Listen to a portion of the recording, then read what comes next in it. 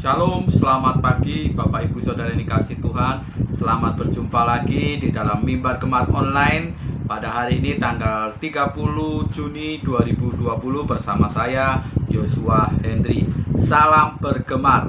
Puji Tuhan Bapak Ibu Saudara yang dikasih Tuhan, pada pagi hari ini saya terberkati oleh firman Tuhan di dalam perenungan kita, di dalam pembacaan gerakan membaca Alkitab rutin, yaitu di dalam Yeskiel 47 sampai 48. Tapi saya sungguh terberkati pada pasal yang ke-47. Saya bacakan Yeskiel 47 pada ayat yang pertama dan ke-7, ke-9 dan ke-11. Saya mulai bacakan. Kemudian ia membawa aku kembali ke pintu bait suci, dan sungguh ada air keluar dari bawah ambang pintu bait suci itu dan mengalir menuju ke timur, sebab bait suci juga menghadap ke timur, dan air itu mengalir dari bawah bagian samping kanan dari bait suci itu sebelah selatan mezbah. Lalu ayat yang ke-7, dalam perjalanan pulang, sungguh sepanjang tepi sungai itu ada amat banyak pohon di sebelah sini dan di sebelah sana. Ia berkata kepadaku, sungai ini mengalir menuju wilayah timur dan menurun ke arah Bah Yordan dan bermuara di Laut Asin, air yang mengandung banyak garam, dan air itu menjadi tawar, sehingga kemana saja sungai itu mengalir, segala makhluk hidup yang berkeriapan di sana akan hidup.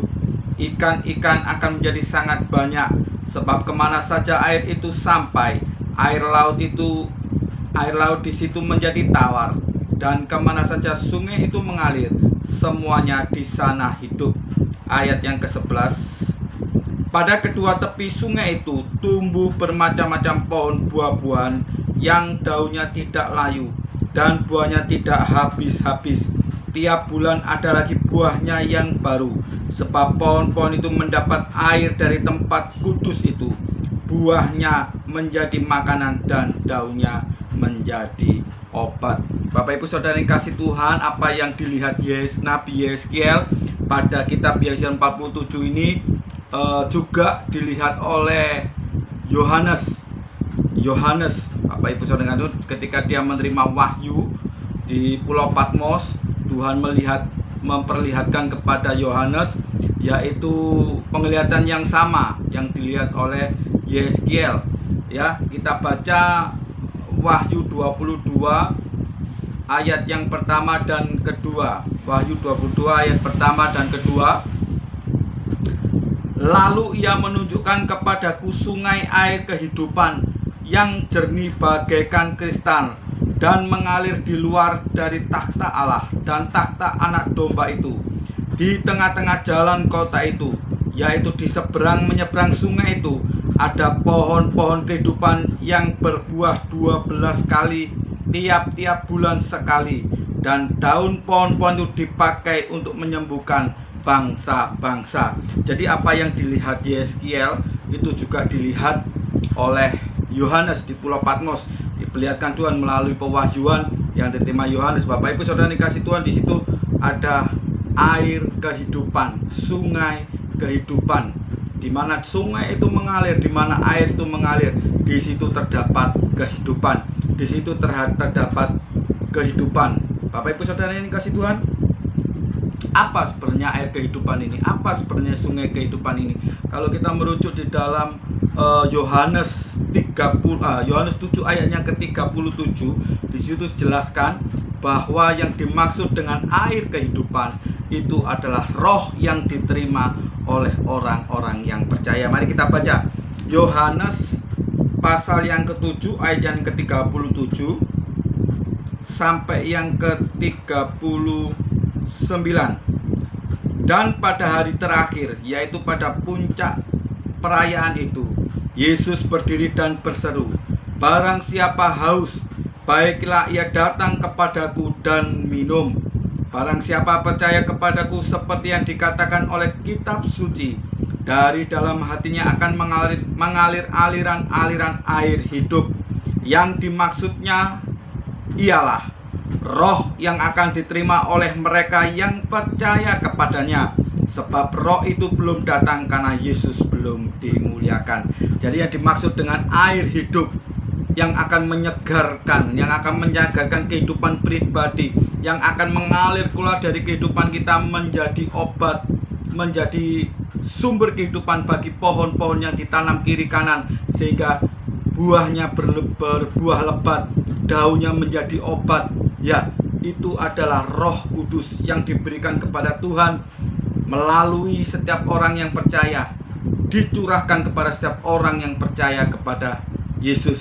Nah, Bapak Ibu, mari kita mengoreksi keintrospeksi diri kita, termasuk saya pribadi. Kita yang sudah menerima roh kebenaran itu, kita yang menerima air kehidupan itu, apakah kita juga membawa kehidupan bagi orang-orang di sekeliling kita? Kita perlu melihat kehidupan kita, kita perlu mengkoreksi kehidupan kita. Apakah dengan adanya Roh Kudus dalam kehidupan kita, kita dapat memberi dampak yang positif, memberi dampak kehidupan. Kalau seseorang itu menuju kematian karena bertemu dengan kita yang penuh dengan Roh Kudus, maka orang yang menuju kematian, kebinasaan itu dibalikkan arahnya menjadi menuju kehidupan. Itulah mengapa Tuhan memanggil kehidupan kita. Itulah mengapa Tuhan memenuhkan kehidupan kita dengan Roh Kudus, agar kehidupan kita memberi dampak yang positif, agar kita membawa aliran-aliran air kehidupan itu kemanapun kita pergi, sehingga banyak orang akan diselamatkan, sehingga banyak orang akan menerima kehidupan. Bapak Ibu, puji Tuhan, pagi hari ini saya sungguh bersuka cita karena firman Tuhan meneguhkan setiap kehidupan kita, menguatkan setiap kehidupan kita, bahwa roh yang diberikan kepada roh yang diberikan Tuhan kepada kita bukan hanya untuk pamer-pameran, tapi roh yang diberikan Tuhan dalam kehidupan kita, yaitu untuk memberi dampak positif, memberi kehidupan bagi banyak kehidupan yang menuju kematian. Puji Tuhan Bapak Ibu, demikian sharing yang dapat saya sampaikan. Semoga apa yang saya sampaikan menjadi berkat bagi Bapak Ibu sekalian. Puji Tuhan. Mari kita berdoa.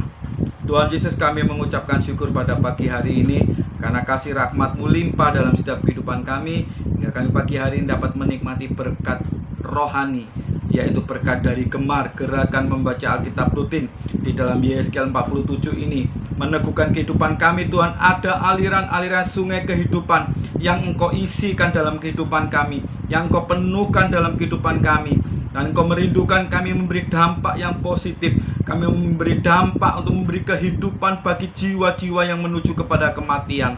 Terima kasih Tuhan, terima kasih, pakai setiap kehidupan kami untuk menjadi berkat-Mu. Terima kasih Tuhan. Kami juga berdoa sertai kami sepanjang hari ini, sepanjang aktivitas kami, pagi, siang, sore, malam nanti, hingga kehidupan kami boleh berada di dalam perlindungan pembelian daripada Engkau. Terima kasih Tuhan, kami serahkan kehidupan kami hanya dalam nama Tuhan Yesus Kristus. Haleluya, amin.